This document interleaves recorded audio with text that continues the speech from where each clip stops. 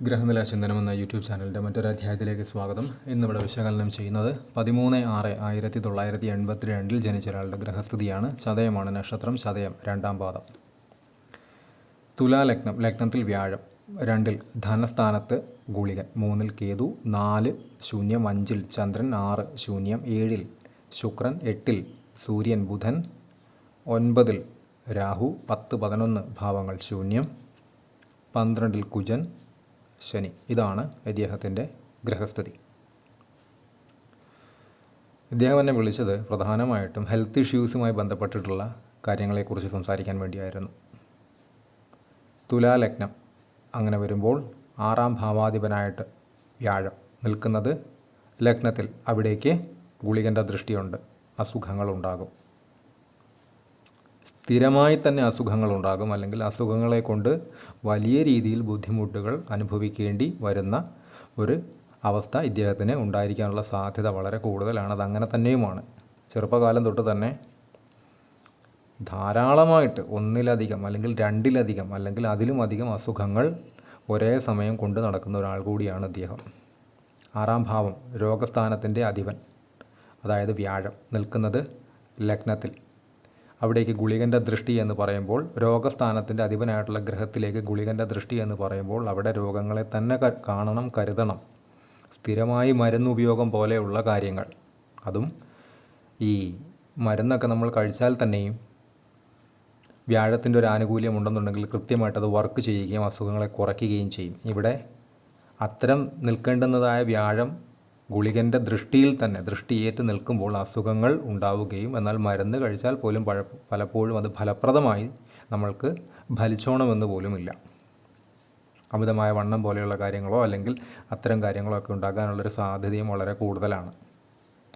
പിന്നെ ഇദ്ദേഹത്തിൻ്റെ വിവാഹവുമായി ബന്ധപ്പെട്ടിട്ട് എടുത്തു കഴിഞ്ഞാൽ 7-ൽ ശുക്രനാണ്. 7-ൻ്റെ അധിപനായിട്ടുള്ള ഗ്രഹം കുജനും അത് 12-ൽ ശനിയോടൊപ്പം യോഗം ചെയ്ത് നിൽക്കുകയും ചെയ്യുന്നു. അഗ്നിമാരുതം പോലെയുള്ളൊരവസ്ഥ എന്ന് വെച്ചാൽ തീയും കാറ്റും പോലെയായിരിക്കും. വിവാഹം കൊണ്ട് വലിയ ഗുണ അനുഭവങ്ങളൊന്നും ഇദ്ദേഹത്തിന് ഉണ്ടാവില്ല എന്ന് മാത്രമല്ല, മോശാനുഭവങ്ങൾ ഉണ്ടാകാനുള്ളൊരു സാധ്യതയും വളരെ കൂടുതലാണ്.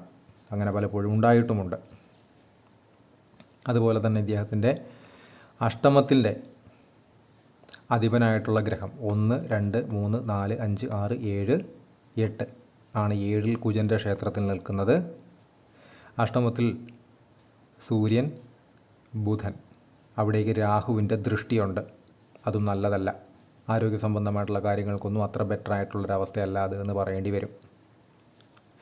ഭാഗ്യസ്ഥാനത്താണ് ഇദ്ദേഹത്തിൻ്റെ രാഹു നിൽക്കുന്നത്. അപ്പോൾ പൊതുവേ ഭാഗ്യ അനുഭവങ്ങൾ എന്ന് പറയുന്ന അവസ്ഥയ്ക്ക് മങ്ങൽ അല്ലെങ്കിൽ കാലതാമസം അല്ലെങ്കിൽ തടസ്സം അല്ലെങ്കിൽ തർക്കം പോലെയുള്ള അനുഭവങ്ങൾ ജീവിതത്തിലുണ്ടാകാം. അത് ഇപ്പോഴത്തെ ഒരവസ്ഥയിൽ അദ്ദേഹം കൃത്യമായിട്ട് അത് അനുഭവിക്കുന്നുമുണ്ട്. അദ്ദേഹം ഒന്ന് ശ്രമിച്ചു കഴിഞ്ഞാൽ, സാഹചര്യങ്ങളൊന്ന് മാറി വീണ് കഴിഞ്ഞാൽ അദ്ദേഹത്തിന് വലിയൊരു ഭാഗ്യാനുഭവം തൊട്ട് മുന്നിൽ വന്ന് നിൽപ്പുണ്ട്. പക്ഷേ അത് നടത്തിയെടുക്കാനുള്ള ഒരു ത്രാണി, ശേഷി അദ്ദേഹത്തിന് ഇല്ല. അതെന്തുകൊണ്ടാണ് എന്ന് വെച്ച് കഴിഞ്ഞാൽ, ജാതകവശാൽ ആ ഒരു കാര്യം നടന്നു കഴിഞ്ഞാൽ ഭാഗ്യാനുഭവം ജീവിതത്തിൽ ഉണ്ടാകും, അതുകൊണ്ട് നേട്ടങ്ങളും ഉണ്ടാകും. പക്ഷേ ഇവിടെ 9-ൽ രാഹു നിൽക്കുന്നത് കൊണ്ട് ആ ഒരു അവസ്ഥയെ കൃത്യമായി ബ്ലോക്ക് ചെയ്യും. അല്ലെങ്കിൽ അനിയന്ത്രിതമായ രീതിയിൽ കാലതാമസം ഉണ്ടാക്കും. നിയന്ത്രിക്കാൻ പറ്റാത്ത രീതിയിൽ കാലതാമസം ഉണ്ടായിക്കൊണ്ടേ ഇരിക്കും. ആ ഭാഗ്യാനുഭവം നമ്മളിൽ നിന്നിങ്ങനെ അകന്നകന്ന് മാറി നിന്നുകൊണ്ടേയിരിക്കും. അത്തരമൊരവസ്ഥയിലൂടെ തന്നെയാണ് ഇദ്ദേഹം വർഷങ്ങളായിട്ട് കടന്നു പോകുന്നത്. അതിന് പരിഹാരങ്ങളുണ്ട്. കൃത്യമായി അദ്ദേഹത്തിന് അത് വിശദീകരിച്ചും കൊടുത്തിട്ടുണ്ട്. അത് കൃത്യമായി തന്നെ ഒരു പിശകും കൂടാതെ തന്നെ ഇത്രയും ബുദ്ധിമുട്ടുകൾക്കിടയിലും, സാമ്പത്തികമായിട്ടല്ല ശാരീരികമായിട്ടുള്ള ബുദ്ധിമുട്ടുകൾക്കിടയിലും അത് കൃത്യമായി പാലിക്കാമെന്ന് അദ്ദേഹം വാക്ക് തന്നിട്ടുമുണ്ട്. അതിനുള്ള ഗുണങ്ങൾ തീർച്ചയായിട്ടും ഉണ്ടാകും. അതുപോലെ തന്നെ ഇദ്ദേഹത്തിൻ്റെ ധനസ്ഥാനത്ത് ആണ് ഗുളികൻ നിൽക്കുന്നത്. അതേ ഗുളികനാണ് 12-ലേക്കും 2-ലേക്കും ദൃഷ്ടി ചെയ്യുന്നത്. പ്രത്യേകിച്ച് സഹോദരങ്ങളുമായി ബന്ധപ്പെട്ടിട്ടൊക്കെ ഏതെങ്കിലും രീതിയിൽ മുഷിയേണ്ടതായിട്ടുള്ള സാഹചര്യങ്ങളൊക്കെ ഉണ്ടാകാം. പ്രത്യേകിച്ചും സാമ്പത്തികമായി ബന്ധപ്പെട്ട കാര്യങ്ങളിൽ അതങ്ങനെ തന്നെയാണ് താനും.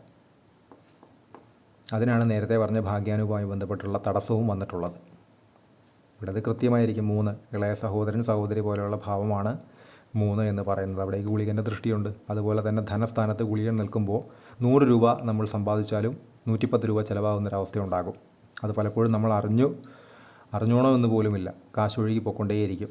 2-ലെ ഗുളികൻ, അതുപോലെ തന്നെ 12-ലെ ഗുളികൻ, അല്ലെങ്കിൽ 2-ലേക്ക് ഗുളികൻ്റെ ദൃഷ്ടി, 12-ലേക്ക് ഗുളികൻ്റെ ദൃഷ്ടിയൊക്കെ വളരെ കാശ് സംബന്ധമായിട്ടുള്ള, പണസംബന്ധമായിട്ടുള്ള, ധനസംബന്ധമായിട്ടുള്ള കാര്യങ്ങളിൽ വളരെയധികം ശ്രദ്ധിക്കണം. അല്ല എങ്കിൽ വരുന്നതിലിരട്ടി ചിലവാകുകയോ ഒഴുകിപ്പോവുകയോ ചെയ്യുന്ന അവസ്ഥയൊക്കെ ഉണ്ടാക്കാം. ചില ആളുകളെ കണ്ടിട്ടില്ല, ഇഷ്ടം പോലെ ഞാൻ സമ്പാദിക്കുന്നുണ്ട് പക്ഷേ കയ്യിലൊന്നുമില്ല എന്ന് പറയുന്നൊരവസ്ഥ. ഇദ്ദേഹത്തിനും ഏതാണ്ട് അങ്ങനെയൊക്കെ തന്നെയാണ്. 2-ലെ ഗുളികനെ ധനസംബന്ധമായിട്ടുള്ള കാര്യങ്ങളിൽ ശ്രദ്ധിച്ച് തന്നെ വേണം മുന്നോട്ട് പോകാനായിട്ട്, കരുതി തന്നെ വേണം. അല്ല എങ്കിൽ ധനസംബന്ധമായ കാര്യങ്ങളിൽ അബദ്ധങ്ങൾ പറ്റാം. അത് പിന്നീട് നിരാശയ്ക്കും വഴിമാറാം. അതുപോലെ തന്നെ ഇദ്ദേഹത്തിൻ്റെ ദശകൾ എടുക്കുന്ന സമയത്ത് രാഹുദശയിലായിരുന്നു ജനനം. ചതയമാണ് നക്ഷത്രം. രാഹുദശയിലായിരുന്നു ജനനം. 92 വരെ രാഹു. അതിനുശേഷം വ്യാഴദശയായിരുന്നു 2008 വരെ. ഒരു ഗുണവും ചെയ്തിട്ടുണ്ടാവില്ല. 6-ാം ഭാവത്തിൻ്റെ അധിപൻ ലഗ്നത്തിൽ നിൽക്കുന്നു.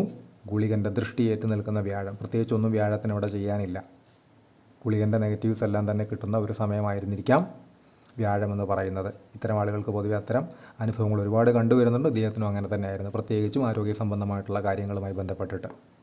രോഗസ്ഥാനത്തിൻ്റെ അധിപൻ മോശമായിട്ടുള്ള അവസ്ഥയിൽ നിൽക്കുകയും അതേ ദശ കടന്നു വരികയും ചെയ്തു കഴിഞ്ഞാൽ ആ സമയത്ത് പൊതുവെ ആരോഗ്യ പ്രശ്നങ്ങൾക്ക് തുടക്കം കുറിക്കാം. അതല്ല എങ്കിൽ ആരോഗ്യ പ്രശ്നങ്ങൾ കൂടാം, വർദ്ധിക്കാം. അതുമായി ബന്ധപ്പെട്ട് മോശമായിട്ടുള്ള അനുഭവങ്ങൾ, ബുദ്ധിമുട്ടുകളെ തരണം ചെയ്തേ മതിയാകൂ.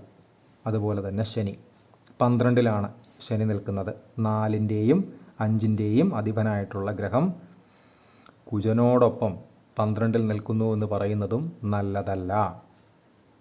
2027 വരെ ശനിദശയാണ്. എല്ലാ കാര്യങ്ങൾക്കും ഒരു മോശാനുഭവം, അല്ലെങ്കിൽ ഒരു ടെൻഷൻ, അല്ലെങ്കിൽ ഒരു തീയും കാറ്റും പോലത്തെ ഒരവസ്ഥ. എന്ത് പ്ലാൻ ചെയ്താലും അത് തർക്കങ്ങളോ തടസ്സങ്ങളോ കാലതാമസങ്ങളോ ഒക്കെ ആയിട്ട് വരുന്ന ഒരവസ്ഥ പൊതുവേ ഇദ്ദേഹത്തിനുണ്ടാകും. അതങ്ങനെ തന്നെയാണ് താനും. 2027 ജൂൺ 6-ാം തീയതി വരെയാണ് ശനിദശ. അതിനുശേഷമാണ് ബുധൻ, 9-ാം ഭാവത്തിൻ്റെ അധിപനായിട്ടുള്ള ഗ്രഹം. അതുമായി ബന്ധപ്പെട്ടിട്ട് കൃത്യമായ പരിഹാരങ്ങൾ പറഞ്ഞു കൊടുത്തിട്ടുണ്ട്. അതിൽ 9-ൽ രാഹുവിൻ്റെ നെഗറ്റീവ്സിനെ കുറയ്ക്കാനും അതുവഴി ആ പരിഹാരങ്ങളിലൂടെ ബുധൻ്റെ പവറിനെ കൂട്ടുന്നതിനും കൃത്യമായി സാധിക്കും. അതുവഴി ഗുണാനുഭവങ്ങൾ ഉണ്ടാകാനുള്ള സാധ്യത അവിടെ തെളിഞ്ഞു വരും. 2044 വരെയാണ് അദ്ദേഹത്തിന് ബുധദശ എന്ന് പറയുന്നത്. അതിനുശേഷം കേതുവാണ്. 3-ലെ കേതു നല്ലതല്ല. പൊതുവേ കേതുദശ അധികം ഒരുപാട് പേർക്കൊന്നും അത്ര വലിയ നന്മകൾ കാണുന്നില്ല. ഇദ്ദേഹത്തിന് ആരോഗ്യ പ്രശ്നങ്ങൾ ഉള്ളതുകൊണ്ട് തന്നെ ആ കേതുവിനെ പ്രത്യേകം കരുതുകയും വേണം. അവിടെ ഈ വ്യാഴത്തിൻ്റെ ദൃഷ്ടിയോ അങ്ങനെയുള്ള കാര്യങ്ങളൊന്നും ഇല്ലാത്തതുകൊണ്ട് തന്നെ, ഗുളികൻ്റെ ദൃഷ്ടി ഉള്ളതുകൊണ്ടും പ്രത്യേകിച്ചും ആ ഒരു സമയത്തെ കരുതി തന്നെ ഇരിക്കണം. അതിനുശേഷമാണ് ശുക്രദശ, അതിനുശേഷം സൂര്യൻ. അങ്ങനെയാണ് അദ്ദേഹത്തിൻ്റെ ദശകൾ കടന്നു പോകുന്നത്. അതിൽ തന്നെ നടപ്പ് ദശ എന്ന് പറയുന്നത് ശനിദശയിൽ ഗുരുവിൻ്റെ അപഹാരം, അതായത് ശനിദശയുടെ ഏറ്റവും അവസാനത്തെ ഒരു ഭാഗം ആണ് ഇപ്പോൾ നടക്കുന്നത്. അതിനുശേഷമാണ് ബുധദശ കടന്നു വരുന്നത്. ബുധദശയിൽ തന്നെ സ്വാപഹാരവും പ്രത്യേകിച്ച് കേതുവിൻ്റെ അപഹാരവും ഒക്കെ പ്രത്യേകം ശ്രദ്ധിക്കണം. അതിനുശേഷമുള്ള കാര്യങ്ങൾ മാത്രമേ നമുക്ക് പോസിറ്റീവാക്കി എടുക്കാൻ സാധിക്കുകയുള്ളൂ. സ്വാപഹാരം പൊതുവേ അത്ര ബെറ്ററൊന്നുമല്ല ഏതൊരു ഗ്രഹത്തിൻ്റെ ആണെങ്കിലും. ഇതൊക്കെയാണ് ഈ ഗ്രഹനിലയുമായി ബന്ധപ്പെട്ട് പറയാനുള്ള കാര്യങ്ങളെന്ന് പറയുന്നത്. കൺസൾട്ടേഷൻ ആവശ്യമുള്ള ആളുകൾക്ക് ഈ നമ്പറിൽ കോൺടാക്റ്റ് ചെയ്യാവുന്നതാണ്. കോൺടാക്റ്റ് ഡീറ്റെയിൽസ് ഡിസ്ക്രിപ്ഷനിൽ കൊടുത്തിട്ടുണ്ട്. ഇത്തരം വീഡിയോസ് ഇനിയും തുടരും. നന്ദി.